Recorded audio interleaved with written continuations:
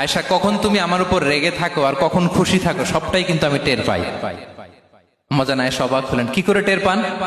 বিষ্ণু বলেন, যখন তুমি আমার উপর খুশি থাকো তখন দোয়ার সময় বলো লা ওয়া রব্বি মুহাম্মদ, তুমি বলো হে মুহাম্মদের রব আল্লাহ, মদিনার উপর রহম করেন, আমাদেরকে ক্ষমা করেন, হে মুহাম্মদের রব আমাদের ক্ষমা করেন, এইভাবে দোয়া করো। আর যখন তুমি রেগে থাকো তখন আমার নামটা মুখ দিয়ে নিতে চাও না, তখন তুমি দোয়াতে বলো লা ওয়া রব্বি ইব্রাহিম, হে ইব্রাহিমের আল্লাহ, হে ইব্রাহিম নবীর খোদা আমাদের মাফ করো। তখন তুমি আমার নাম নাও না, কৌশলে আমার নামটা বাদ দাও।